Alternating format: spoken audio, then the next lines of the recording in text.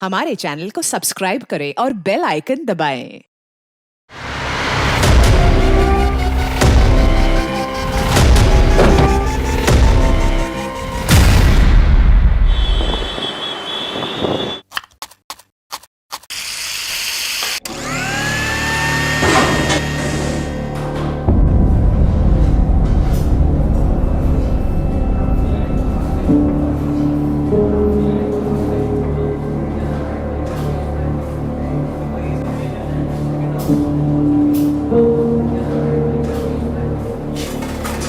आने वाला order ready हुआ?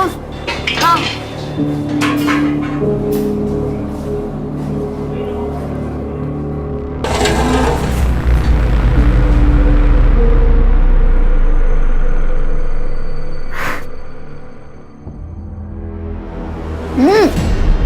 तूने फिर अपनी अकल लगाई? ये क्या भर भर के दालचीनी डाल दी है इसमें? ठीक तो बना है, मैंने खुद भी टेस्ट किया है। तेरी जुबान को ना जायके का इल्म है ना बोलने का, और अगर सुनने की आदत नहीं है तो अपना बोरिया बिस्तर बांध और गांव चला जा। थोड़ा केवड़े का डालेंगे तो दालचीनी की हींग कम हो जाएगी। अच्छा, इतना ही पता था तो तू क्या कर रही थी यहाँ खड़े खड़े? कुछ काम के नहीं हो दोनों। और ये बिरयानी भेज के मैं मेरा नाम बर्बाद नहीं करने वाली, ताकि चौराहे पे बांट दो इसको। काम करो अपना।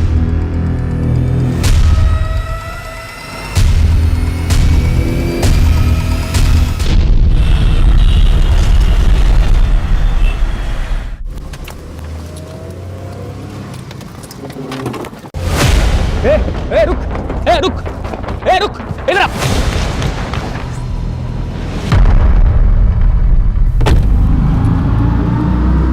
रुक पकड़।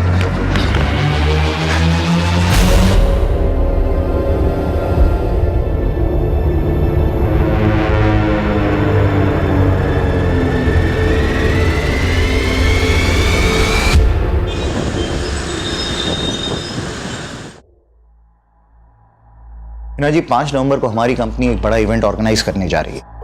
5000 लोग आपकी बिरयानी का लुत्फ उठाएंगे। इस बार कोई कसर मत छोड़ना। दिवाकर जी, इतने सालों से आपके मेहमानों को परोस रहे हैं, कभी कोई कसर छोड़ी है जो आप छोड़ेंगे? लेकिन इस बार एक खास डिमांड है।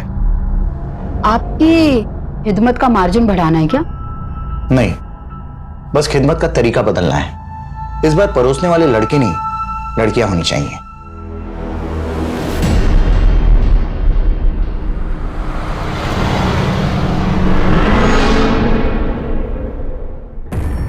माफ कीजिएगा दिवाकर जी, मैं आपकी डिमांड पूरी नहीं कर सकती।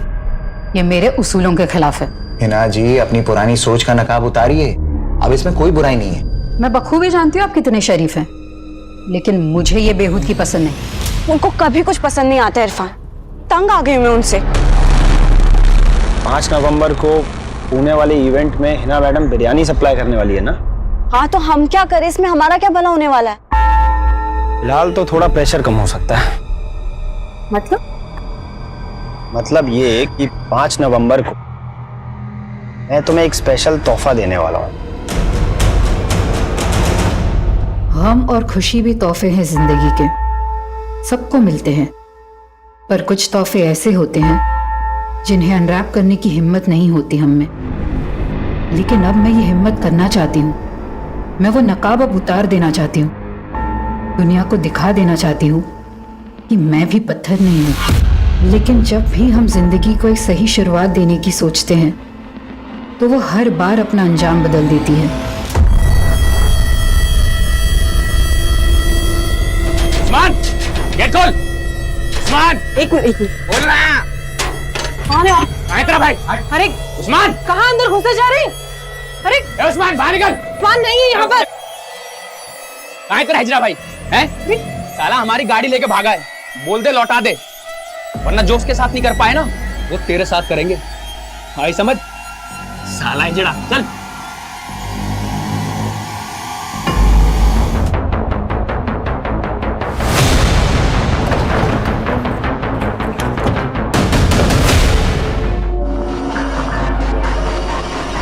नमस्कार, आदाब।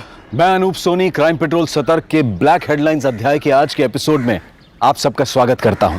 हमारी जिंदगी की कुछ बातें ऐसी होती हैं जो हम दुनिया के सामने नहीं लाते हैं, हमारी कोशिश यही रहती है कि दुनिया की नजरों में हमारी वही इमेज बने जो हम उनको दिखाना चाहते हैं। हम में से ज्यादातर लोग अपने अंदर और बाहर दो ऐसी अलग अलग जिंदगियां जीते हैं जो कभी कभी आपस में मेल नहीं खाती हैं। और इस केस से जुड़े लोगों की जिंदगियां भी ऐसी हैं। यह केस पुणे में मिली एक औरत की लाश से शुरू हुआ था, लेकिन इस केस के तार पुणे, मुंबई, महाराष्ट्र से लेकर कर्नाटका, केरला और यहां तक कि वेस्ट बंगाल तक फैले हुए थे।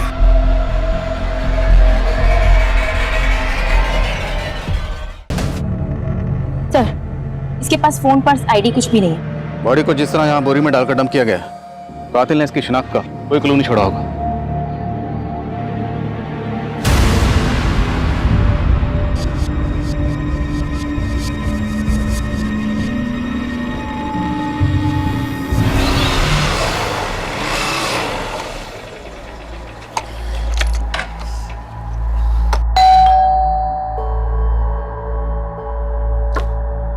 सादिक, आ गया बेटा?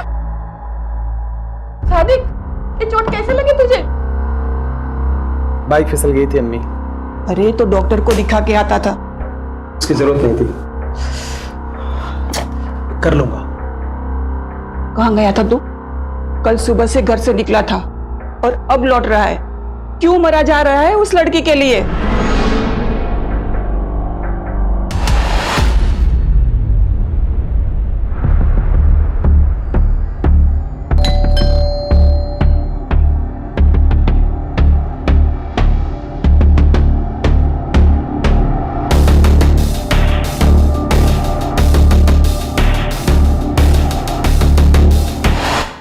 चाय लोगी या कॉफी?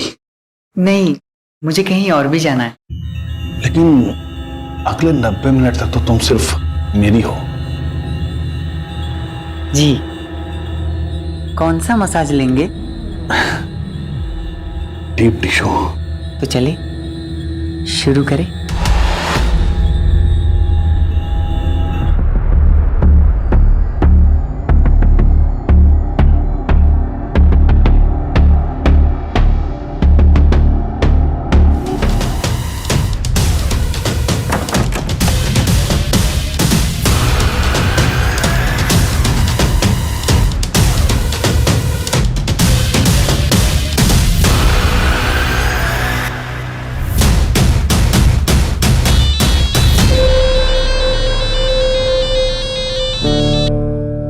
हेलो, उस्मान कहाँ है तू? हाँ दीदी, मैं थोड़ा काम में फंसा हूँ, मैं आपको कॉल करूँ? देख, झूठ मत बोल। और ये गाड़ी किसकी उठाई तूने? अरे दीदी, मैं झूठ क्यों बोलूंगा आपसे? अच्छा, आप थोड़ी देर रुको ना, मैं आपको कॉल करता हूँ, ठीक है? बाय दीदी। अरे उस्मान सुन।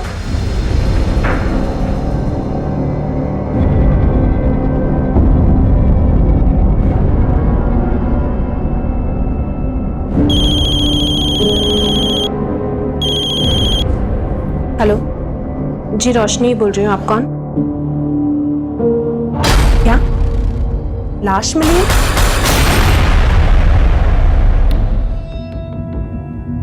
सर, इस औरत के सर और माथे पे जो जख्म है उसमें स्टोन के कुछ टुकड़े मिले हैं। मतलब इस औरत के सर पर किसी भारी पत्थर से लगातार वार किया गया। लेकिन इस औरत के नेक बोन में भी फ्रैक्चर है और हत्या गला दबाकर ही की गई है। और इसकी हत्या तकरीबन 60 से 65 घंटे पहले हुई होगी। 60 से 65 मतलब 5 नवंबर को। रेप के कुछ है? नहीं सर, ऐसा कुछ नहीं। शायद 2 या उससे ज्यादा बार डिलीवरी हुई है। मतलब ये औरत शादीशुदा हो सकती है? जी सर। हमेशा प्यासा रहा, उस प्यार का जो हमेशा मुझसे छीन लिया गया। मिजाज ही बदल दिया तुमने। पकोड़े जैसी चीज को रोज नया टेस्ट दे देती हो। मेरे अब्बू का हुनर है, कभी जबान तो कभी हाथों में उतर आता है।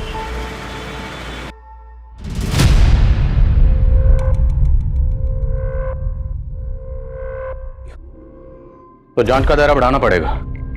आसपास के स्टेट के सभी पुलिस हेडक्वार्टर से कांटेक्ट करो और पुणे आने वाली सभी बस, ट्रेन और फ्लाइट के रिजर्वेशन भी चेक करो। और पुणे के सभी ज्वेलर से पता करो ये पायल कहां से खरीदी गई और किसने खरीदी। सर, हिना की पहचान पता करने का हर जरिया अपनाया जा रहा था, लेकिन फिलहाल कहीं से कोई भी लीड नहीं मिल रही थी, जो पुलिस को ये सोचने पर भी मजबूर कर रही थी कि कहीं हिना के मर्डर में उसके किसी करीबी का तो हाथ नहीं था। फटाफट करो इसको। अरे कितना वक्त लगा रहे हो तुम लोग, फटाफट करो। ला दिखाओ, 1 बजे तक डिलीवरी करना है माल। फटाफट काटो बेटा जल्दी से। और सुनो, हिना नहीं है तो ये मत समझना कि छूट मिल गई है, ढिलाई नहीं होगी कोई। फटाफट काम करो और जो कुछ होगा मेरे हिसाब से होगा यहाँ पे, समझ गए ना? फटाफट करो काम। आदाब, ये क्या बदतमीजी है? आदाब, आदाब, आदाब, दरवाजा खोलो। आदाब, दरवाजा खोलो। आदाब।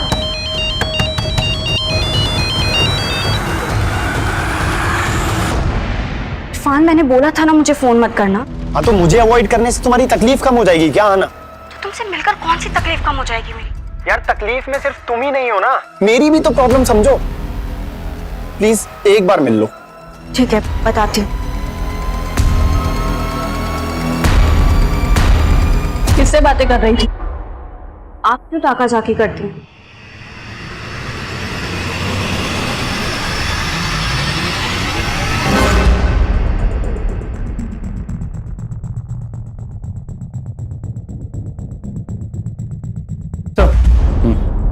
सर कहीं से कोई लीड नहीं मिल रही है और अब शौकरा वाले भी लाश का अंतिम संस्कार करने की परमिशन मांग रहे हैं। उन्हें थोड़ा वेट करने के लिए कहो। मैंने चेक किया, इस पायल का डिजाइन है वो कर्नाटका के मैसूर की स्पेशलिटी है। मतलब चांसेस है कि ये औरत मैसूर की हो सकती है। पॉसिबल है, लेकिन मर्डर हुआ पुणे में। एक काम करो, जिस एरिया में हमें लाश मिली उस एरिया का डंप ट्रक स्टडी करो। हो सकता है मर्डर के वक्त इस औरत का फोन एक्टिव रहा हो। और मैसूर में यह पता करने की कोशिश करो कि पायल कहां से खरीदी हो सकती है। जी सर।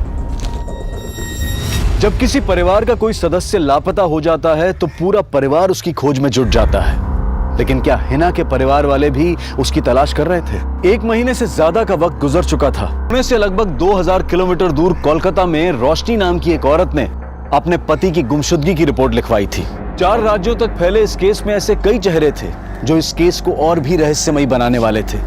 लेकिन फिलहाल पुणे पुलिस कर्नाटका के मैसूर शहर में इस केस की कड़ियां ढूंढ रही थी।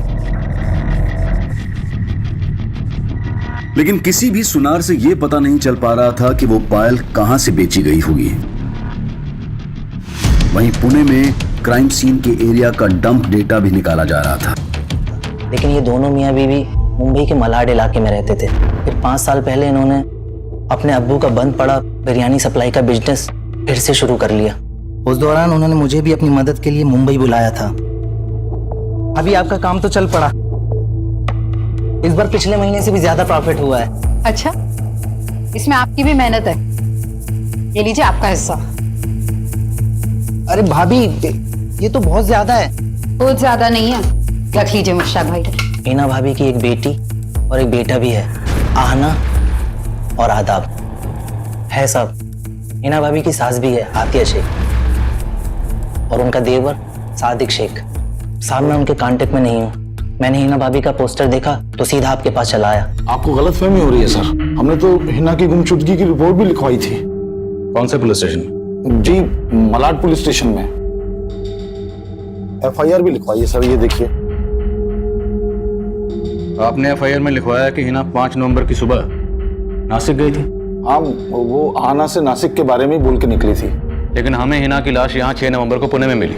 हिना पुणे क्यों आई होगी? यहाँ कोई है जिससे मिलने आई होगी?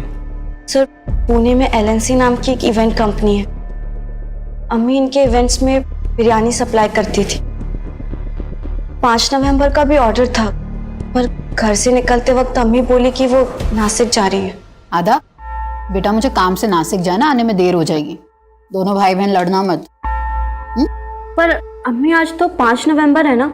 पूना के इवेंट में बिरयानी का ऑर्डर था और अब नासिक जा रहे हो। तो मेरी काम की बातों पर गौर करना बंद कर दे और अपनी पढ़ाई पे ध्यान दे। शरारत नहीं।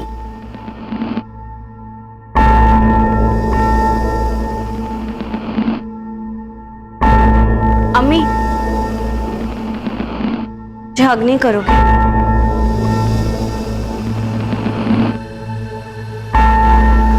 चलती हूँ, दोनों लड़ाई मत करना।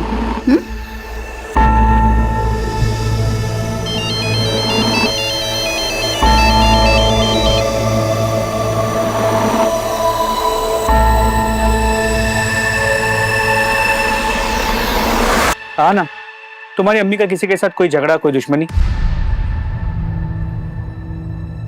हमें तुम्हारी अम्मी के बॉडी के पास से ये पायल मिली।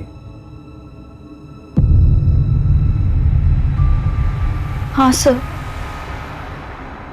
ये पायल अम्मी की है। वो हमेशा इसे पहने रहती थी। उन्हें गिफ्ट किया था उन्हें।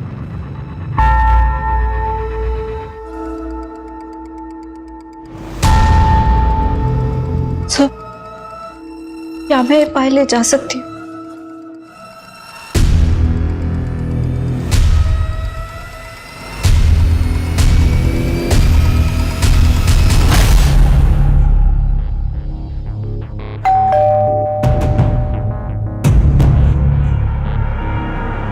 अब क्यों आया? जा, मुझे बहुत काम है ना, बहुत काम मिल गया, जा काम कर। अरे दीदी नाराज क्यों होते हो? आपके सिवाय कोई है क्या मेरा? अच्छा चल, मक्खन मत लगा, आजा अंदर। अच्छा दीदी, रफीक भाई कहाँ है? क्या हुआ दीदी, सब ठीक तो है ना? अब तू ये सब छोड़ ना, चल तू बैठ, मैं तेरे लिए अभी चाय पानी लेकर आती हूँ, ठीक है?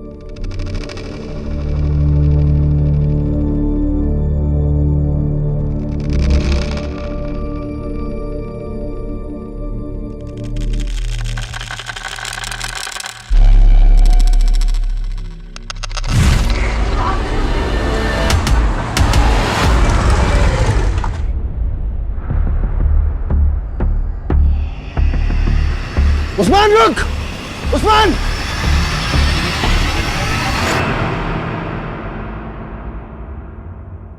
चल चाय पी।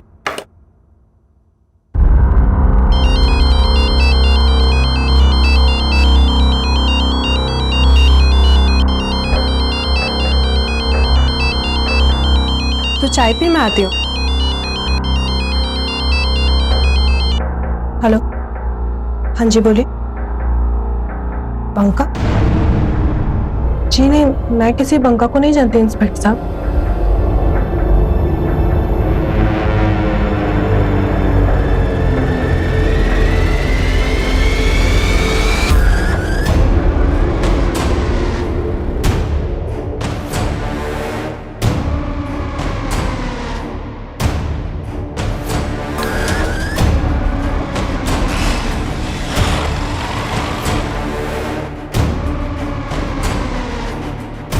हिना के रिश्तेदारों ने उसकी मिसिंग कंप्लेंट फाइल की थी।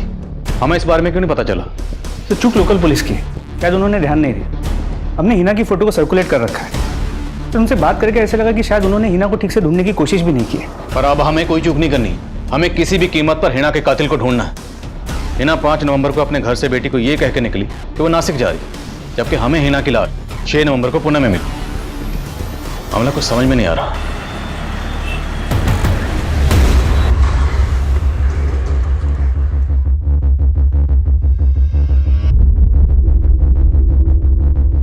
हाँ सर, हमने हिना को 5 नवंबर के इवेंट का ऑर्डर दिया था, लेकिन वो हमारे टर्म्स के मुताबिक काम करने के लिए तैयार नहीं थी, इसलिए हमने ऑर्डर कैंसिल कर दिया।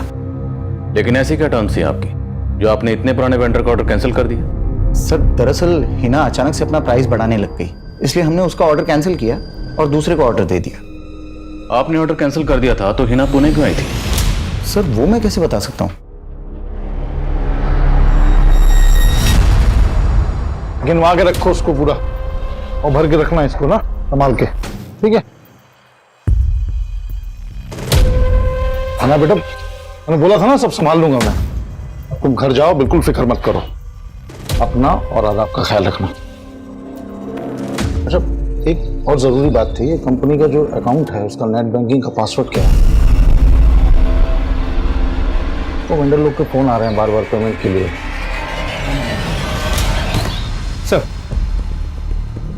सर हिना के कॉल रिकॉर्ड चेक किए।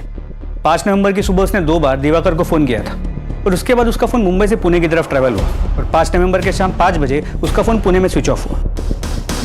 यानी उसी दौरान जब उसका कत्ल हुआ। सर मैंने इस दिवाकर की फील्डिंग लगा दी है।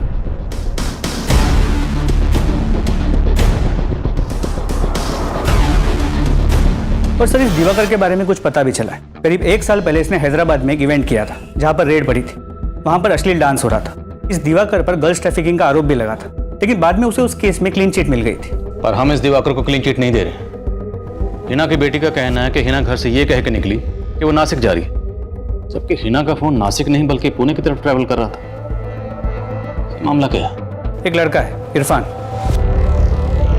हिना के यहाँ पर शेफ का काम करता था। हिना के मर्डर के 3 दिन पहले हिना ने उसे काम से निकाल दिया और ये इरफान हिना की बेटी अहाना के साथ फोन पे रेगुलर टच में है। सर, जिस जगह हिना का मर्डर हुआ था हमने उस एरिया का डम डेटा स्टडी किया और सर उस डम डेटा के अकॉर्डिंग हिना के 2 नंबर शो हो रहे थे और अहाना ने हमें उसका एक ही नंबर दिया है। 2 नंबर? सर हमने इस नंबर के कॉल रिकॉर्ड्स निकाले हैं। हिना के इस दूसरे नंबर के कॉल रिकॉर्ड से लिख लो। और वो शेफ क्या नाम बताया? इरफान। बुलाओ उसे। सर।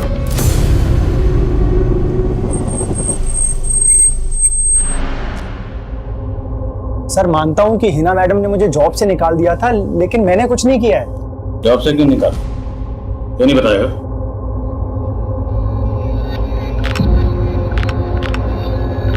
कैसी लग रही हूँ? बहुत खूबसूरत लग रही हो। पर अम्मी के रहते ना ऐसे कपड़े नहीं पहन सकती मैं। लेकिन फिलहाल मेरे लिए तो पहन सकती हो ना। वैसे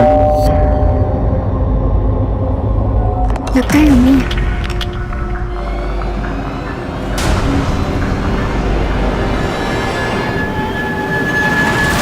इतनी क्यों देर कर दी तुमने? अम्मी वो मैं वॉशरूम में थी। अच्छा,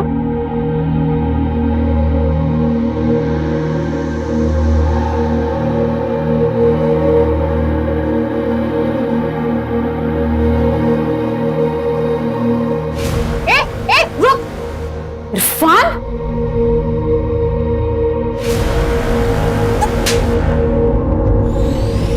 सर दरअसल हिना मैडम को मेरा और अहाना का मिलना पसंद नहीं था, बस इसीलिए उन्होंने मुझे जॉब से निकाला था। फिर तूने क्या किया? सर सच में इरफान ने कुछ नहीं किया। फिर तुमने हमसे झूठ क्यों बोला? तुम्हारी अम्मी नासिक गई थी, जबकि 5 नवंबर को तुम्हारी अम्मी पुणे में थी। सर अम्मी मुझे नासिक का ही बोल के गई थी। बेटा मुझे काम से नासिक जाना, आने में देर हो जाएगी। तुम्हारी अम्मी के पास ये एक और नंबर था जो हमने ढूंढ के निकाला। ये नंबर तुमने हमें क्यों नहीं दिया? अम्मी एक ही नंबर यूज करती थी सर, इस नंबर के बारे में मुझे नहीं पता है। अहाना के अलावा हिना का भाई अनवर, भाभी जरीना, देवर सादिक और सास आतिया, कोई भी हिना के इस दूसरे नंबर के बारे में नहीं जानते थे। सवाल यह है कि हिना अपने इस दूसरे नंबर के बारे में अपने घर वालों से सीक्रेट क्यों रखेगी? कहीं घर वालों में से कोई कुछ छुपा तो नहीं रहा? सर अहाना को देख के लगता तो है कि वो कुछ तो छुपा रही, और वो इरफान, वो भी कुछ ठीक नहीं लग रहा। नजर रखो दोनों पर और हिना के बाकी रिलेटिव्स के बारे में पता करो। सर हिना के दूसरे नंबर के कॉल रिकॉर्ड्स चेक। उसके उस नंबर पर सिर्फ एक ही नंबर से कॉल्स आती थी और उसी नंबर पे कॉल्स की जाती थी। सिर्फ एक नंबर? जी सर, और वो नंबर किसी रोशनी मिर्जा के नाम पर उसके कोलकाता के एड्रेस पर रजिस्टर्ड है। सर ये है रोशनी मिर्जा और अब इसका वो नंबर भी बंद आ रहा है।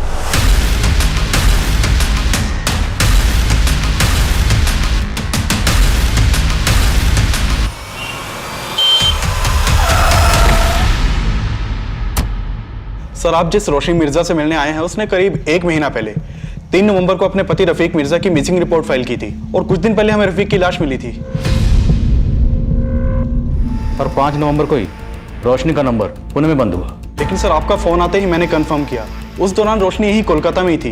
इनफैक्ट 5 नवंबर को मैं रोशनी से पूछताछ के लिए मिला भी था। तो फिर रोशनी का वो नंबर पुणे में कैसे एक्टिव था? रोशनी मिर्जा नाम है इस औरत का। क्या आप में से किसी ने कभी भी इसे हिना के साथ देखा है? नहीं सर। हाँ सर, हम लोगों ने भी कभी इस औरत को नहीं देखा। मैं किसी रोशनी को नहीं जानती। और आप? नहीं सर।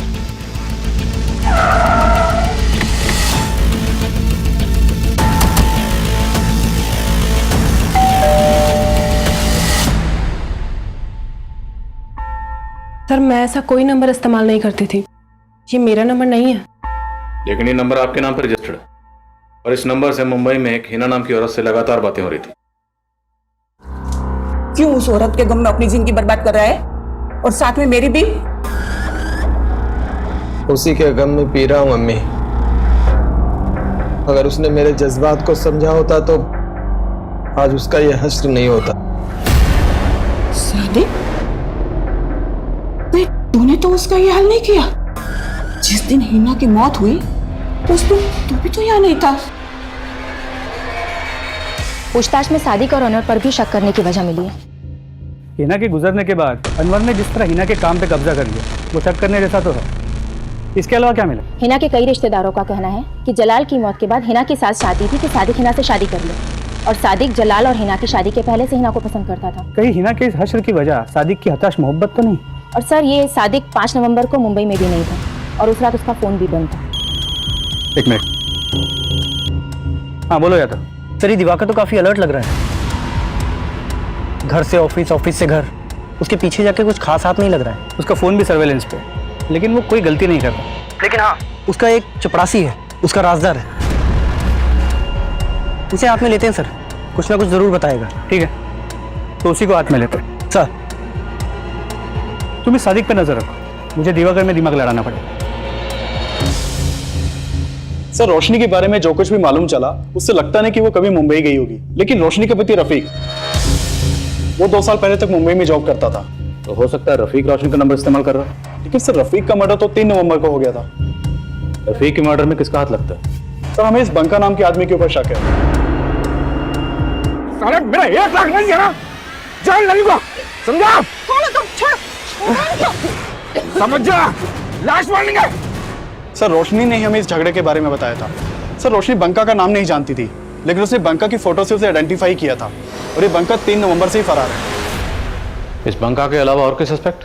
जी सर, हमें रोशनी के छोटे भाई उस्मान के ऊपर शक है। सर, जब से रफीक का मर्डर हुआ है, ये उस्मान भी गायब है, लेकिन रोशनी नहीं मानती कि उस्मान रफीक का मर्डर करेगा।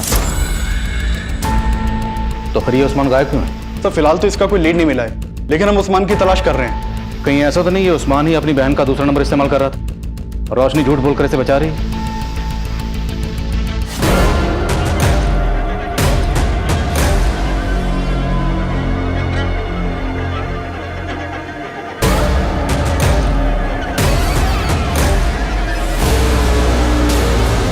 मैं मानता हूं कि मैं हिना से निकाह करना चाहता था, लेकिन हिना तुझसे शादी नहीं करना चाहती थी। ये बात तुझसे बर्दाश्त नहीं हुई? ऐसा कुछ नहीं किया है सर। उस शाम तू कहा था जिस दिन हिना का मर्डर हो? लोनावाला में अपने दोस्तों के साथ। तू लोनावाला में नहीं, पुणे आया हुआ है। तू जानता था कि हिना पुणे आई हुई है। अब ये बता कि हिना के दूसरे नंबर की कहानी क्या है, और ये रोशनी का इस मर्डर से क्या लेना है? मैं किसी रोशनी को नहीं जानता सर, और ना ही हिना के किसी दूसरे नंबर के बारे में। मैं कह रहा हूं मैंने कुछ नहीं किया है। साहब, मेरे सादिक ने कुछ नहीं किया, और वो तो ये निकाह करना चाहता भी नहीं था, बल्कि मैं चाहती थी कि हिना का निकाह सादिक से हो।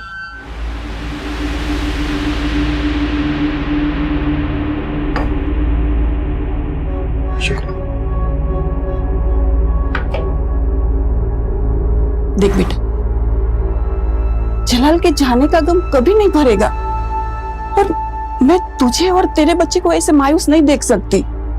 और मेरे कहने पर सादिक तुझे अपनाने को तैयार है, निकाह कर ले इससे।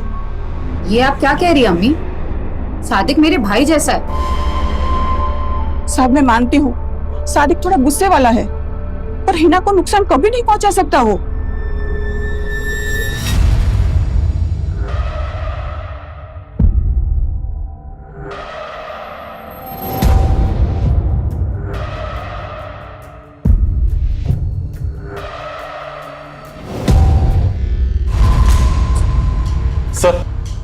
सर, आप मान रहे थे कि उस्मान रोशनी का दूसरा नंबर यूज कर रहा होगा, लेकिन यहाँ तो उस्मान का भी मर्डर हो चुका है। उस्मान का मर्डर? जी सर। 6 दिन पहले करीमगंज पुलिस को हाईवे के पास उस्मान की लाश मिली थी। जिन लोगों को लूटता था उनके सामने औरत बन के जाता था।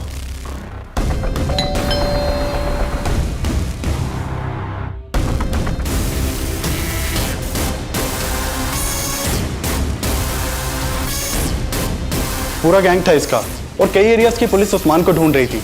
लेकिन सर, रोशनी ने हमें नहीं बताया कि उस्मान किन्नर था।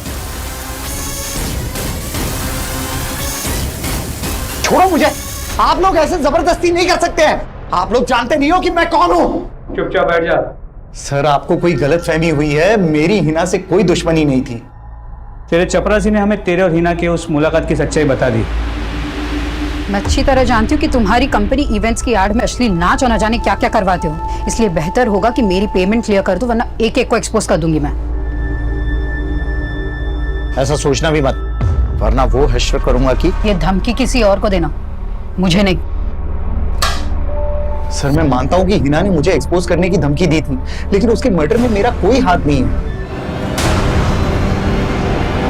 सर सर उस्मान बचपन से ही किन्नर था, लेकिन ये हमने हमेशा छुपा कर रखा।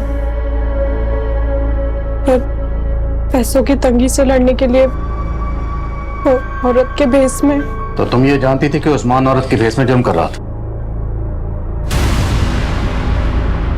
रफीक भी जानता था? उन्हें तो ये भी मालूम नहीं था कि वो किन्नर था, पर एक दिन उन्होंने उसको देख लिया। उस्मान रुक! उस्मान! रफीक ने मुझे सब बता दिया था और इस बात को लेकर उस दिन बहुत झगड़ा भी हुआ था। तुम दोनों ने मुझसे इतनी बड़ी बात छुपाई। ये किन्नर है और मेरी बीवी है किन्नर की बहन। पर जीजाजी, इसमें दीदी का कोई कसूर नहीं है। मेरा तुझसे कोई वास्ता नहीं है। अब दोबारा अपनी शक्ल मत दिखाना मुझे। रफीक जी क्या कर रहे तुम? लेकिन मैंने किसी तरह उस्मान से कसम ले ली कि अब वो कोई बुरा काम नहीं करेगा। लेकिन जब रफीक गायब हुए तो क्या? जब रफीक गायब हुआ तो क्या हुआ? सर मुझे पता था कि उस्मान ने ही रफीक को। तुम कहना चाहती हो उस्मान ने रफीक को मारा? सर मुझे शक था, पर मेरा वो दूसरा नंबर वो भी उस्मान ही इस्तेमाल कर रहा था। तो उस्मान हिना को जानता था? सर इस बारे में तो मुझे कुछ मालूम नहीं है। अगर ये रोशनी सच बोल रही है तो उस्मान हिना को इतने कॉल क्यों कर रहा? कहीं ऐसा तो नहीं कि हिना को भी उस्मान ने, उस्मान जिसका इनके साथ काम कर रहा था, उन लोगों के बारे में कुछ पता चला? सर उनकी तलाश जारी है। लेकिन रफीक के मर्डर का एक और सस्पेक्ट है, बंका। अगर रफीक का मर्डर उस्मान ने किया है तो बंका क्यों गायब? कहीं ऐसा तो नहीं ये रोशनी उस्मान का नाम लेकर बंका को बचा रही? लेकिन सर हमें बंका और रोशनी के बीच में ऐसा कोई भी कनेक्शन नहीं मिला था। ये हमें गुमराह करने की चाल भी हो सकती है। हो सकता है बंका रोशनी का दूसरा नंबर इस्तेमाल कर रहा। ये बंका कहाँ फरार है? उस पर कोई लीड? सर बंका का फोन 7 नवंबर को केरल में बंद हुआ था। मैंने केरल पुलिस को बंका की फोटो भेजी थी, लेकिन अभी तक कुछ पता नहीं चला। बंका का फोन जिस एरिया में बंद हुआ, मुझे उस एरिया की डिटेल दो और इस रोशनी पर नजर रखो। सर आना बेटा, ये गलत फहमी अपने दिमाग से बिल्कुल निकाल दो कि हमें हिना की बिजनेस का कोई लालच है। हम दोनों यहाँ तुम लोगों के साथ सिर्फ इसलिए हैं क्योंकि हमें लगता है कि हमसे बेहतर परवरिश तुम्हारी कोई और नहीं कर सकता है। हाँ बेटा, हम तुझ पर कोई रोक टोक भी नहीं लगाएंगे। माना कि मुझे अम्मी की रोक टोक पसंद नहीं थी, लेकिन आप लोगों का जबरदस्ती का प्यार दिखाना ना बहुत इरिटेटिंग लग रहा है। अनुज, मैं तुम्हें एक बंका नाम के आदमी की डिटेल्स भेज रहा हूँ। इस बंका का फोन 7 नवंबर को केरला में स्विच ऑफ हुआ था। अपने खबरों को काम पे लगाओ और जरा इसकी डिटेल निकलो। पुणे, मुंबई, मैसूर और कोलकाता के बाद अब पुलिस केरला में इस केस की कड़ियां ढूंढ रही थी। पुलिस का खबरी नेटवर्क बंका को केरला में ढूंढ रहा था। वहीं कोलकाता पुलिस ने उन किन्नरों का पता लगा लिया जिनके साथ उस्मान लूटपाट करता था, और पुलिस रिमांड में उन्होंने कबूल किया था कि उन्होंने उस्मान को उनके गिरोह की आपसी रंजिश में मार दिया था। क्या? आधा हिस्सा? हाँ तो खूबसूरती तो मेरी भी है ना। देख तेरा बहुत ज्यादा हो रहा है, मुझे नहीं बताना चाहिए मुझे। सर खबरियों ने बंका की इन्फॉर्मेशन निकाल ली है, वो दुबई भाग गया है। दुबई भाग गया? जी सर, यहाँ केरला में बंका जहाँ ठहरा हुआ था उस जगह का पता चल गया है। वहाँ फिलहाल कोई अहमद पाशा नाम का आदमी रहता है, हो सकता है उससे हमें कोई बंका की इन्फॉर्मेशन मिल जाए।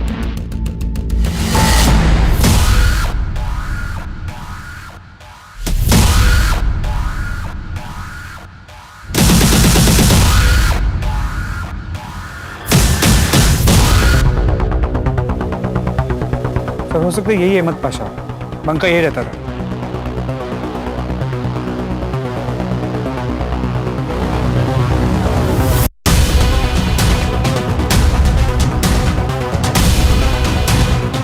रफीक,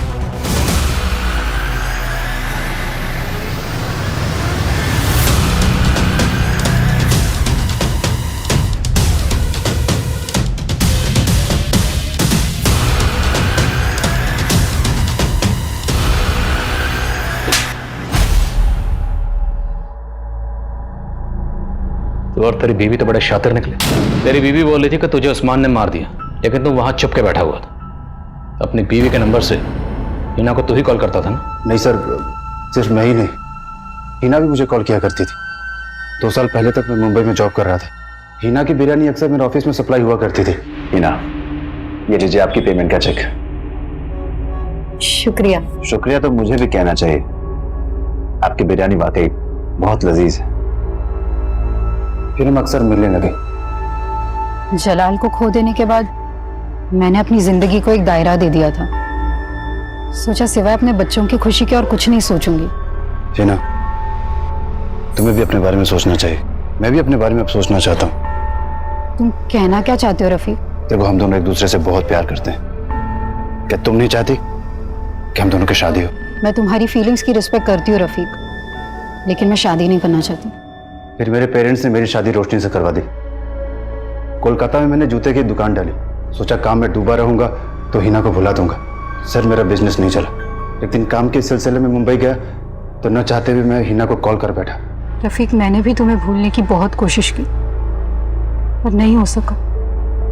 मैं अब तुम्हें मेरी जिंदगी से दूर जाने नहीं दे सकती। हम दोनों पर अजीब सा पागलपन सवार हो गया था। हम दोनों और ज्यादा मिलने लगे। इतना ही नहीं, वो मेरी पैसों से भी मदद करने लगी, लेकिन मेरी बीवी का नाम सुनते ही वो बौखला जाती थी। तुम मुझसे प्यार करते हो या अपनी बीवी से? बीवी तो मैं तुम्हें ही बनाना चाहता था, लेकिन तुमने मेरा प्यार कहाँ समझा? रफीक, मैं मानती हूँ कि मेरी गलती थी, लेकिन अब मैं तुम्हें खोना नहीं चाहती। तुम अपनी बीवी को छोड़ दो।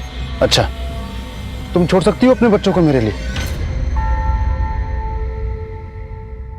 ठीक है, हम अब नहीं मिलेंगे, लेकिन तुम्हें वो मेरे सारे पैसे वापस करने होंगे जो तुमने मुझसे लिए थे, वरना तुम्हें मोलेस्टेशन के चार्ज में अरेस्ट करवा दूंगी। उसका वो रूप देखकर मैं हैरान हो गया।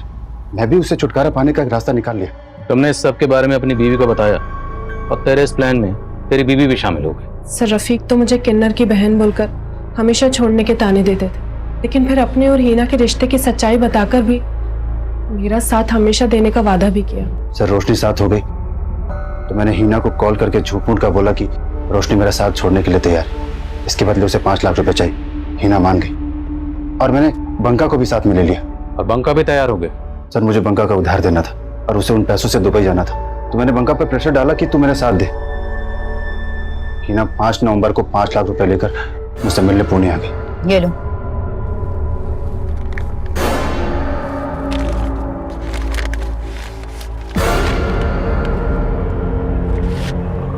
बाका,